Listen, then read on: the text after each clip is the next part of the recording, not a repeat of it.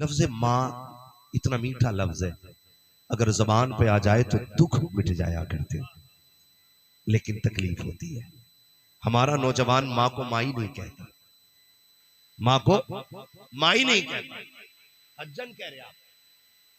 बेटा अपनी माँ को कह रहा हज्जन कहां गई, ससुराल जा रहा तो सास को कह रहा अस्सलाम वालेकुम अम्मी,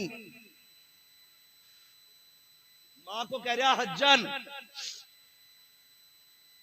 बात सुनो मेरी गौर से, बात हंसने की नहीं है, अंदाज़े बयां मेरा बहुत शौक रकीक है, शायद कि उतर जाए तेरे दिल में मेरी बात।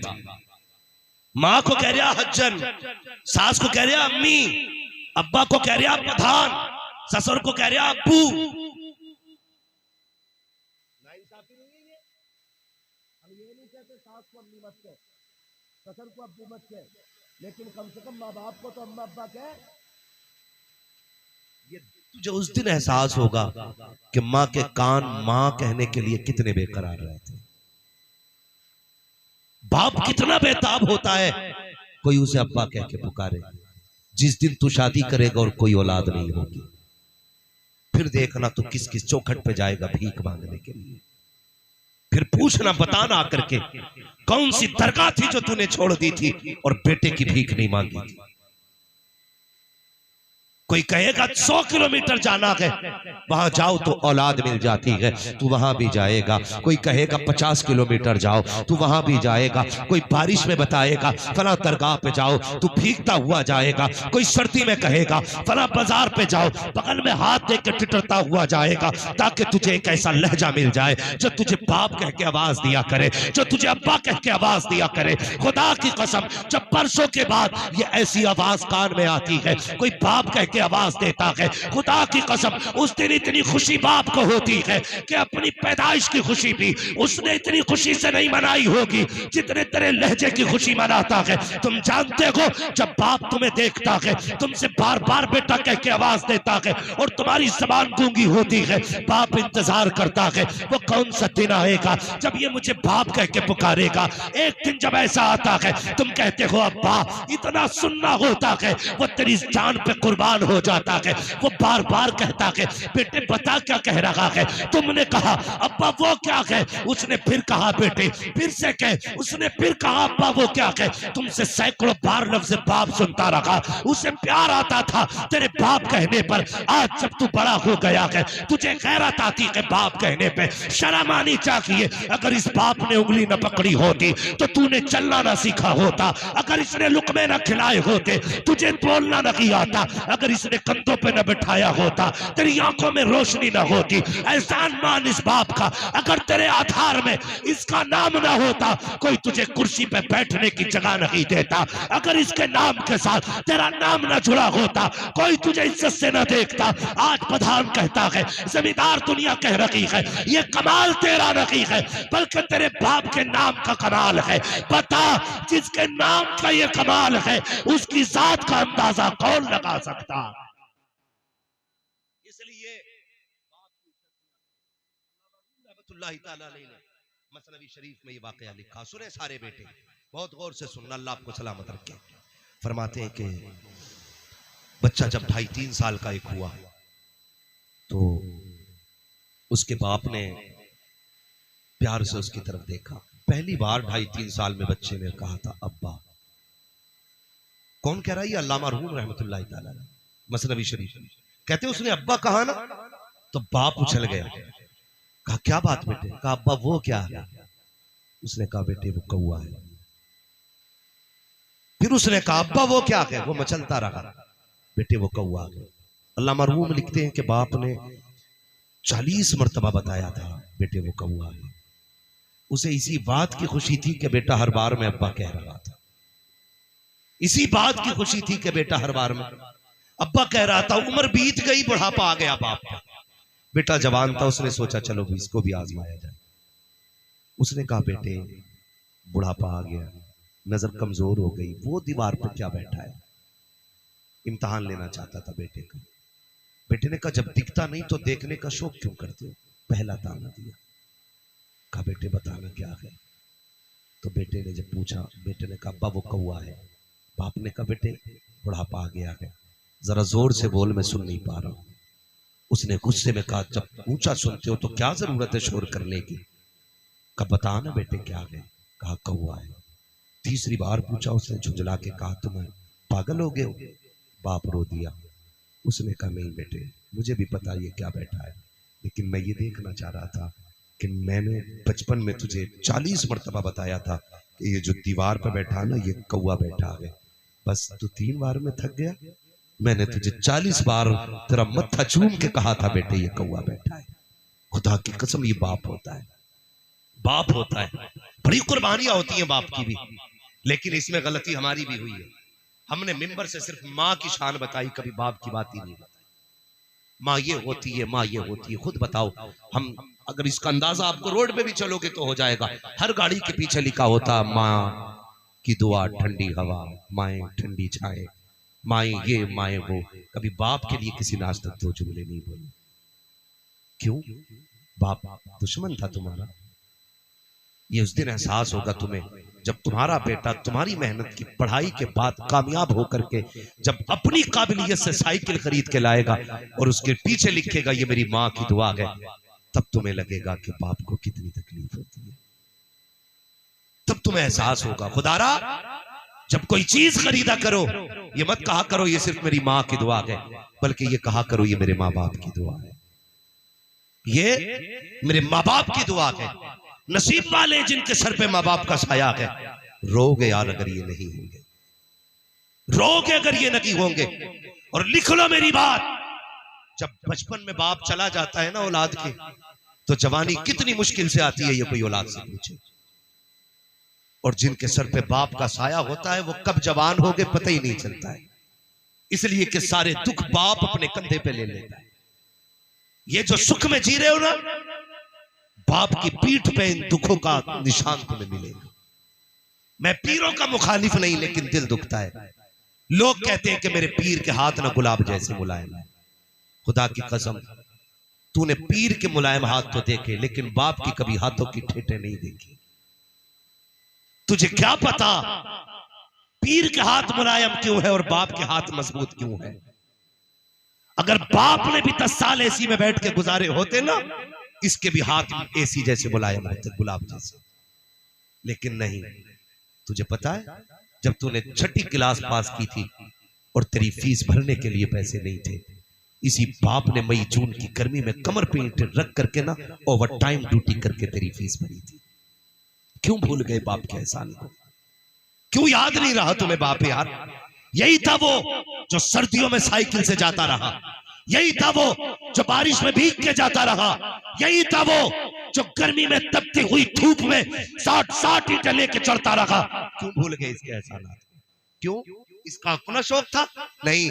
एक दिन बेटे ने कहा था, अब्बा मुझे वैसे जूते चाहिए जो फला के बेटे हैं, फला के बेटे के हैं। ये रोता हुआ गया था और जाकर के अपने मालिक से कहा था, 3 दिन की एक्स्ट्रा मजदूरी दे दो, मैं ओवर टाइम ड्यूटी करके तुम्हारा कर्ज उतार दूंगा। और जब ये कर्ज का पैसा लेकर के रात को तेरे लिए जूते लेकर के लौटा था, खुदा की कसम तूने इसकी मुस्कुराहट नहीं देखी थी। जब ये तेरे पास लेकर के आया जूते, इसने बीवी से कहा मेरा बेटा कहाँ है? उसने कहा सो गया है। कहा उठा तो सकी, मैं इसके पसंद के कपड़े लेके आया हूं, इसके पसंद के जूते लेके आया हूं। जब इतना कहा था, तूने उठ करके नींद में अपनी आंखें मसल के जूतों को देखा और तू दौड़ के बाप के कदमों से लिपटा था। पूरी जिंदगी में ये इतना खुश नहीं हुआ था जितना तेरे चेहरे की मुस्कुराहट देख के ये खुश हो गया।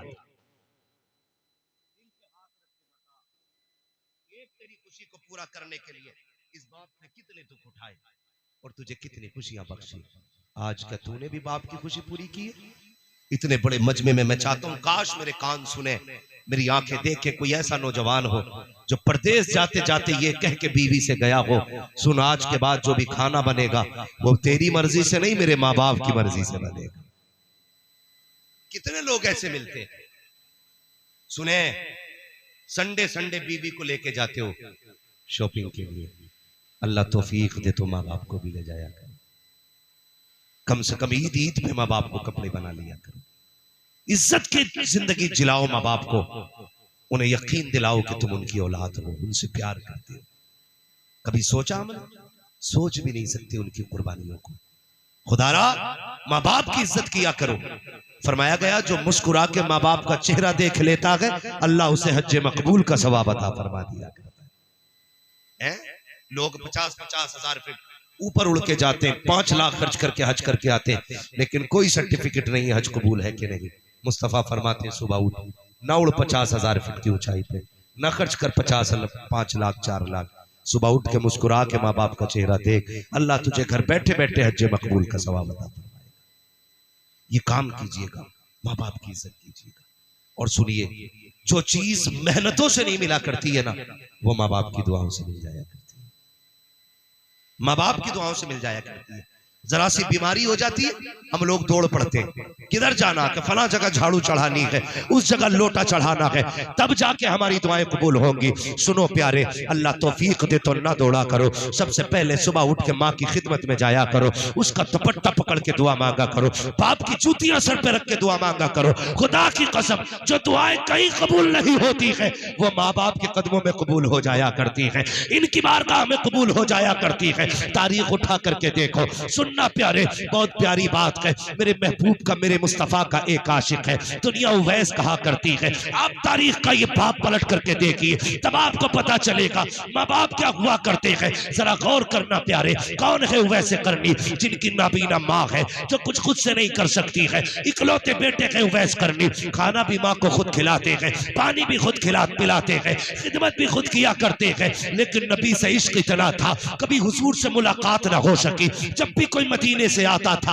उससे पूछते थे यार तूने मेरे महबूब को देखा होगा, बता उनका चेहरा कैसा था, उनकी जुल्फें कैसी थी, वो बोलते हैं तो कैसा लगता है, वो जब चलते हैं तो कैसा लगता है। अब सोच सकते हो इश्क कैसा होगा, लेकिन पूरी जिंदगी कभी हुजूर से मुलाकात नहीं की है। एक दिन माँ के कदमों में बैठे हुए हैं, माँ के पैर दबाने लग जाते हैं। अल्लाह अकबर, इश्क सरकार ने ऐसा होशगोला मारा कि आंख के आंसू टपक के माँ के कदमों पे आ गिरे। माँ तो माँ होती है यार, पेटों के आंसुओं की गर्मी से महसूस कर लेती है, सीने में दर्द कितना है, काता लगते जिक्र बता तो सकी, रो क्यों रहा है। कहते अम्मी आज मुझे आका की बड़ी याद आ रही है, ए माँ आज इजाजत दे दे, अगर ना जा सका शायद कि उनके गम में मर जाऊं। जैसी इतनी बात माँ ने सुनी है, कहा बेटे ठीक है, अगर जाना की चाहता है तो जा, कल मदीने चले जाना और मेरी सारी जरूरत का सामान रख के चले जाना। माँ ने इतना कहा, बेटे ने सारा सामान रखा, माँ से इजाजत ली, जाने लगे। माँ ने कहा लगते जिक्र, कहा क्या, कहा जा रहे हो बेटे, कहा हाँ अम्मी,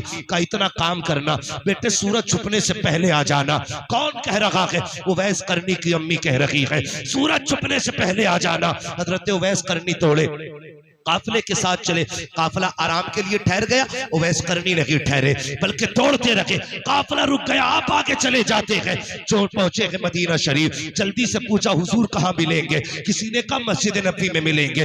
दौड़ करके गए, देखा मस्जिद भी खाली है, कहा आप कहाँ मिलेंगे, कहा हो सकता हुजरे आयशा में मिल जाए। पहुंचे उस तरह दौलत पर, खटखटाया, आवाज आई, मंदक्कल बाप, किसने दरवाजा बजाया है, कहा कि मैं आया हूँ। कहा क्यों आए हो, कहा हुजूर से मुलाकात करनी है। अंदर से हजरत खदीजा, हजरत आयशा सिद्दीका की आवाज आती है, हुजूर अभी अभी बाहर चले गए हैं, थोड़ी देर ठहर जाओ, आ जाएंगे। अल्लाह अकबर, उवैस करनी रो देते हैं, कहते हैं अगर मेरे पास वक्त होता पूरी जिंदगी इनकी राहों में बैठ के गुजार लेता, लेकिन क्या करूं वक्त ने साथ न दिया, सूरज छुपने से पहले घर जाना है।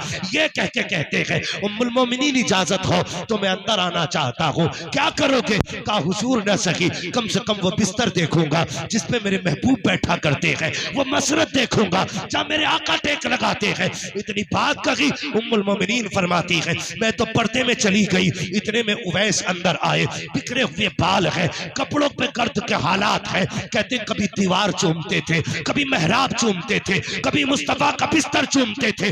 मैंने ये हालत देखी, मैं भी बेकरार हो गई। का इतना इश्क करता है तो ठहर क्यों नहीं जाता। का दीवाने ने कहा था मेरे महबूब आ जाए मेरा सलाम कह देना, कहना मजबूरी है वरना पूरी जिंदगी तेरी राहों में बैठ के गुजार देता। ये कह के उवैस करनी तो वापस आ जाते हैं। अभी उवैस निकले हैं, इतने में सरकार आते हैं। आने के बाद मेरे नबी ने लंबी लंबी सांसें लेना शुरू की है। फरमाते हैं आयशा का जी या रसूल अल्लाह, क्या कोई आकर के गया है। कहा हाँ आका, आया था एक दीवाना जिसके बाल बिखरे हुए थे, कपड़ों से पूरा आशिक लग रहा था। कहा जानती हो वो कौन था। कहा अल्लाह व रसूलुहु आलम। या या तो अल्लाह जानता है या उसका महबूब जानता है। अब आका की आंख में आंसू आए, फरमाया आयशा खुशबू बता रखी है, मेरा उवैस आकर के गया है, ये हवाएं बता रखी है, मेरा उवैस आकर के गया है। कहा उमर जल्दी कीजिए, मेरे उवैस को बुला के लाइए। अबू बकर दौड़िए, मेरे उवैस को बुला करके लाइए। लेकिन कहाँ जाते, अब तक तो देर हो चुकी थी,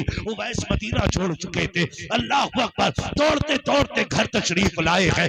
जैसी दरवाजे पे आए हैं तो माँ होती है, कोई आवाज नहीं। दिल टूटा है आज उवैस का। आज हालात ने उवैस को इतना तोड़ दिया है कि जिंदगी भर का ख्वाब चकनाचूर हो गया है।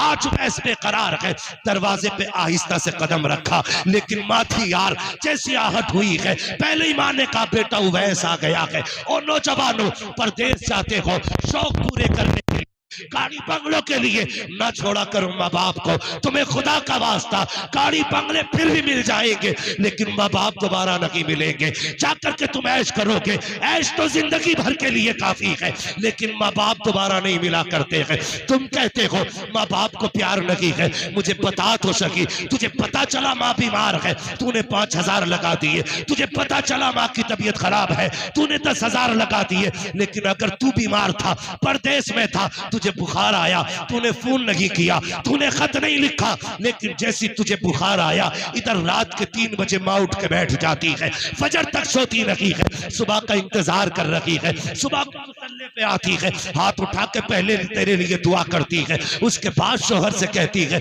चलो जी फोन तो लगाओ, मेरे बेटे की खैरियत मालूम करनी है। कहा हुआ क्या है? कहा रात से मुझे नींद नहीं आ रही है, कहीं मेरा बेटा बीमार तो नहीं है। तो शोहर ने ये कह दिया, हो सकता है तेरा वहम हो, जहन का ये गुमान हो तेरे, ए मेरी बीवी वो खैरियत से होगा, बीमार होता तो खबर करता।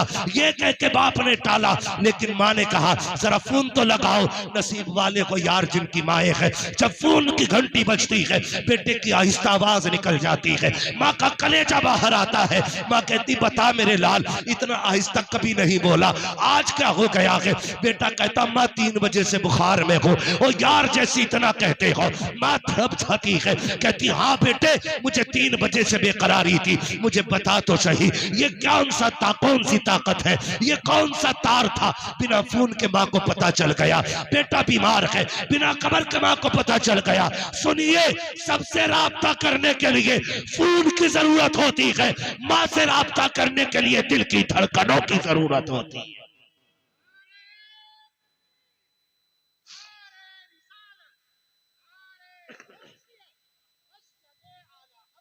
खुदारा माँ की इज्जत किया करो, ये माँ होती है।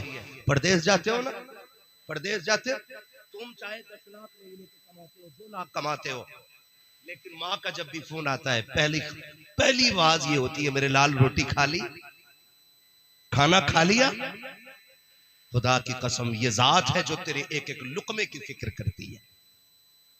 और ये आज बता जाऊं, मेरी माँ बहनें बैठी हैं, माँ कभी भी बहू से नहीं लड़ती है। माँ कभी भी बहू से नहीं लड़ती है। माँ सिर्फ इसलिए लड़ती है बेटे की बीवी से, वो अपने घर की बहू में अपने जैसी एक औरत देखना चाहती। वो ये चाहती है ये मेरे बेटे की वैसे कदर करे जैसे मैंने की थी। माँ कब लड़ती है बहू से? जब देखती है बेटा सुबह लड़के फाके से चला गया, फिर माँ बेकरार होती है। जब देखती है बेटा शाम को थक के आया, बहू ने अपनी इतनी बातें सुना दी, वो बिना खाए सो गया, फिर माँ लड़ेगी। माँ बहू से नहीं, माँ एक माँ से लड़ती है। माँ ये चाहती है जैसे मैंने बेटे की कदर की है ना, तू मेरे बेटे की कदर कर। और याद रखिएगा, जो बहुएं माँ के बेटों की कदर करती हैं वो शोहर की भी प्यारी होती है, शोहर के माँ बाप की भी प्यारी होती है। ये याद रखिए, माँ उस औरत से क्यों लड़ेगी जिसके बरसों से ख्वाब देखती रही, जिसे चांद का टुकड़ा कहती रही, उससे क्यों लड़ेगी माँ? सिर्फ उससे लड़ती है जो उसके बेटे को तड़पाती है। खुदारा मेरी बहनों, मेरी माओ, इतनी सी गुजारिश है, अपने अपने शोहरों की इज्जत किया करो, कदर किया करो अपने अपने शोहरों की। फजर में उठ के ना चूल्हे पे चढ़ के झूला दामन फैला के ये ना कहा करो अल्लाह करे तुझे मौत आ जाए, तू लौट के ना आए, जा तू ट्रक के नीचे दब के मर जाए, ये ना कहा करो। तुझे क्या पता जिस दिन ये कफन में लिपट गया ना उस दिन तेरी सारी बादशाहत चली जाएगी। जिसके लिए हाथ उठा के बद्दुआएं कर रही है, इससे तेरे घर की सल्तनत चमक रही है, इसके कदमों से तेरे घर में बरकत है। जब ये जाया करे बद्दुआ ना किया कर, मुसल्ला बिछा के रब से इसकी जिंदगी की भीख मांगा कर। ये कहा कर मालिक सुहाग के जोड़े में छोड़ के गया है, सुहाग के जोड़े में मिलाना। तू नहीं जानती है जब तक ये कहे तेरे हाथों में कंगन भी अच्छे लगते हैं, जब तक ये कहे तेरे नाक कान का जेवर अच्छा लगता है, जब तक तू ये कहे तेरे रंग बिरंग के कपड़े अच्छे हैं, जिस दिन ये चला गया लोगों को तेरी सूरत भी अच्छी नहीं लगेगी, तेरी सूरत भी अच्छी नहीं लगेगी। इसलिए शौहरों की इज्जत किया करो और कभी भी किसी माँ के लाल को तड़पाना मत, वरना माँ तुम्हें बख्शेगी नहीं। आके कहती है ऐसा तावीज दे दो मेरी पास अबू बंद हो।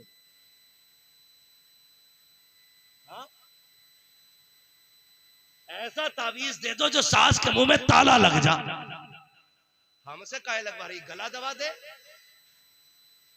ना होगी ना तुझे देखेगी। जब तू रोज तमाशा करेगी उसके बेटे के साथ, वो छोड़ देगी तुझे? वो तो बेटे के लिए अपनी जिंदगी की परवाह नहीं करती, तो तू क्या है?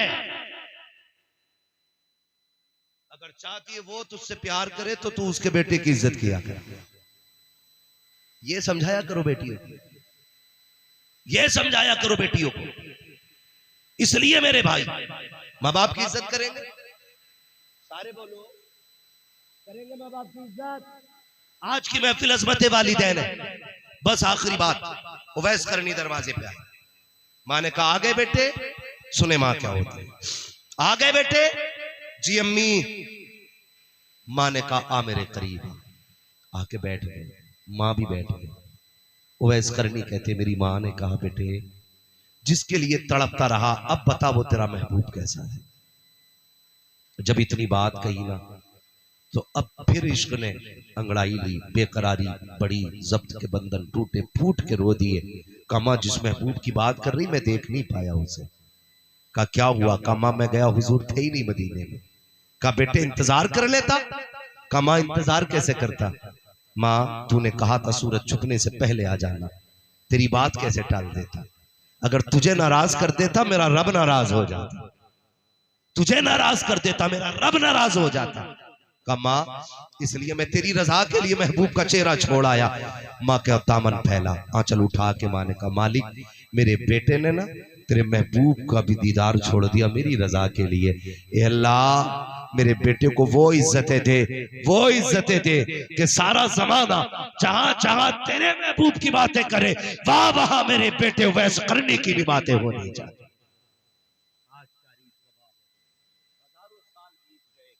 तारीख के औराक में आज भी उवैस करनी का नाम जिंदा है। कैसे?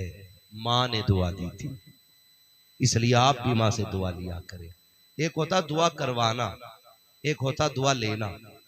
दुआ करवाते तो सब है, लेता कोई कोई है। करवाने का मतलब ये होता दुआ कीजिए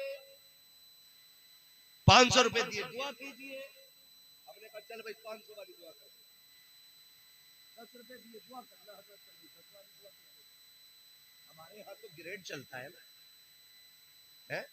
हमारे यहाँ तो लेबल होता 100 रुपए में 100 रुपए की दुआ होगी, 500 में 500 की, हजूर को 1000 दो तो 1000 की दुआ। लेकिन माँ बाप होते जो फ्री में तुम्हें अरबों खरबों की दुआएं दे दिया करते, इनकी इज्जत करना।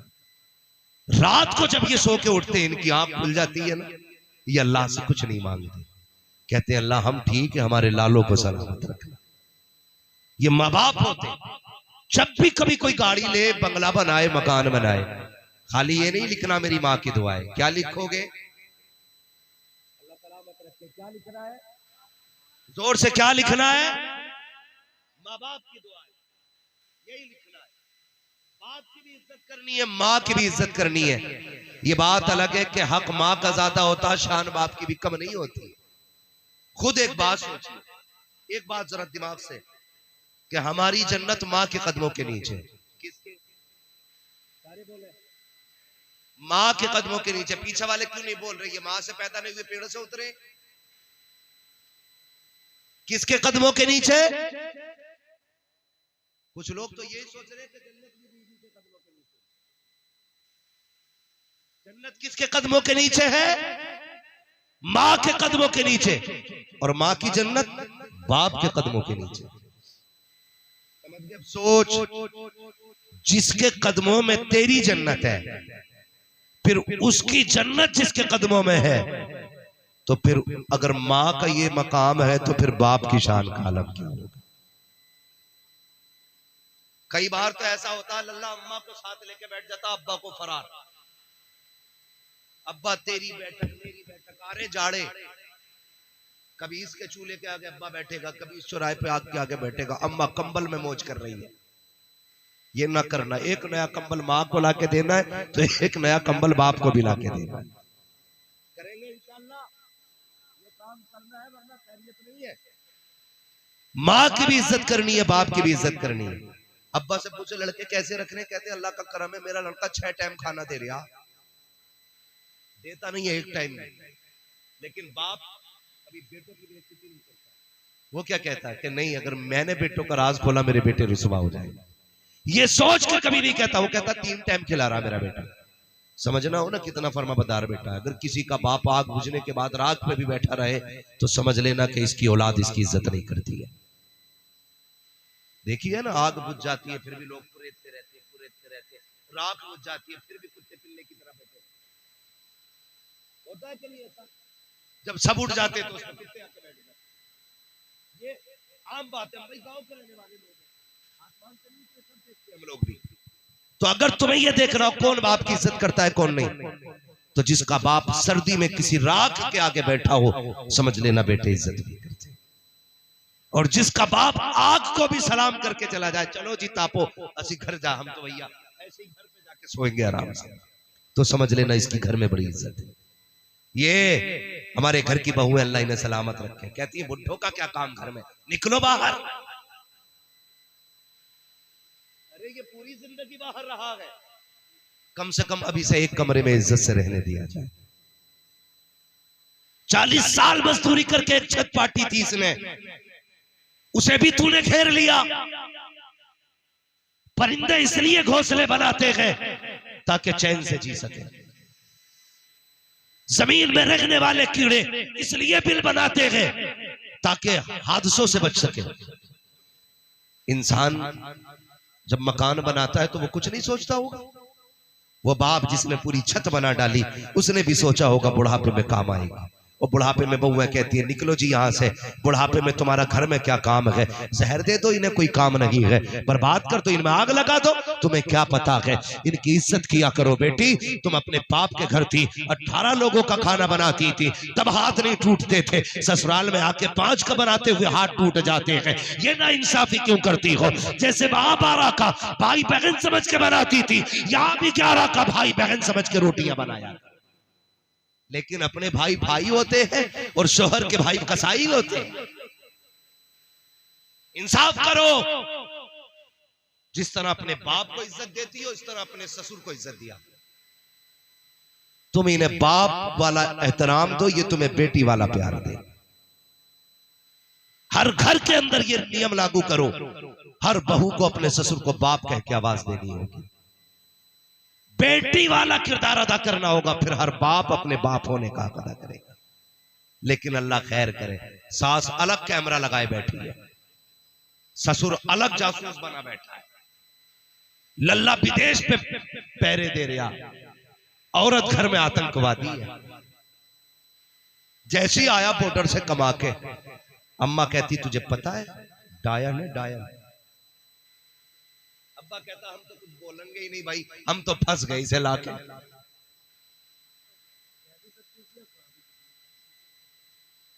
ये हालात है हमारे घरों के भाई। कह भी सब कुछ दिया, कहा भी कुछ नहीं। क्या हुआ? 1.5 महीना हो गया इसे घर में आए हुए। हाँ, कि इसे ये नहीं पता कब कहाँ रखे हैं अभी तक। हर बार में लल्ली को आवाज दे घर की, अकेले काम करना नहीं चाहती। बर्तन कहाँ है लल्ली बता दी। अरे पगले माँ बाप हो, तुम भी तो समझो यार, नई है, उसे क्या पता क्या चीज कहाँ है, इसलिए वो पुला पुला के पूछ रही है आज बताओ, कल नहीं पूछेंगे। लेकिन तुम तो कैमरा लगाए बैठे हो, पहले ही आतंकवादी कह दिया, मजाल है उससे कब टूट जाए। खैरियत नहीं है, पूरा घर बरस पड़ता। अपनी बेटी ने अगर सोने का हार भी तोड़ दिया कोई बात नहीं, अल्लाह और देगा। बहू से कब टूट गया, तेरे बाप ने दिया था, हराम का आया है। भाई साहब ये बर्दाश्त करती है 6 महीने, जब बात बर्दाश्त के बाद फिर लड़कियां चलती है दोनों तरफ, फिर ससुर इधर भाग रहा, सास उधर, कह रहे बहू टिकने नहीं दे रही, बहू टिकने नहीं दे रही। ऐसे काम न करो, तुम बहुओं को बाप वाला प्यार दो, ये तुम्हें बेटी वाली जिंदगी अता करके दिखाए। ये कीजिए अगर घर बचाने तो। ये बातें यूनिवर्सिटी में नहीं बताई जाएंगी, ये बातें कोई हुजूर का नौकरी बता के जाए। हाँ, और लड़कों तुमसे भी गुजारिश है, बीबी के पल्लू की खुशबू की आई माँ बाप को भूल गए, कमरा बंद करके सोरिया अम्मा कराती रही, पूरी रात पानी देने को तैयार ना हुआ। ऐसा ना किया करो। बीबी का भी हक अदा करे, माँ बाप का भी हक अदा किया करे, बीवी का भी हक अदा करे। और अगर बीवी मजबूर कर रही है आपको माँ बाप को छोड़ने पे, तो ठोकर मार दे ऐसी बीवी को जो माँ बाप से जुदा करे। इसलिए बीवियां 1000 मिल सकती है, माँ बाप 1000 नहीं मिल सकते। लेकिन सबसे पहले बीवी को बैठा के कहता मेरे अब्बा तो होशियार नहीं है, चोर है। पहले जब बेटा ही अब्बा को चोर कहेगा बहू इज्जत करेगी। हमारी अम्मा भी हाथ लपके वो जहेज देखने गई थी, घड़ी चुरा ली थी, अलमारी में ताला लगा के। भाई जब तू ये कह देगा वो इज्जत करेगी। बोलो भाई, सुराख तुमने किया, सैलाब तो आने, तो सुराख ना करो ताकि सैलाब ना आए। इज्जत करो माँ बाप की, माँ बाप का एहतराम सिखाओ, खुद भी सीखो, औलाद को भी बताओ जैसी करनी वैसी, जैसी करनी वैसी। आज तुम बाप की इज्जत करोगे, कल तुम्हारी औलाद तुम्हारी इज्जत करेगी। आज तुम माँ बाप की इज्जत नहीं करोगे, कल तुम्हारी औलाद तुम्हारी इज्जत नहीं करेगी। फरमाया गया वबिल वालिदैन एहसाना, जब तक जिंदा रहो माँ बाप के साथ उसने सुलूक करना, अच्छा बर्ताव करना उनके साथ, उनसे प्यार करना, उनकी इज्जत करना। माँ से भी प्यार किया करो, बाप से भी प्यार किया करो। वो कहा था मुनव्वर राना ने, बुलंदियों का बड़े से बड़ा निशान छुआ, उठाया गोद में माँ ने तब आसमान छुआ। आप कितने भी ऊंचे हो जाओ, माँ बाप की दुआओं से बुलंद नहीं हो सकते हो।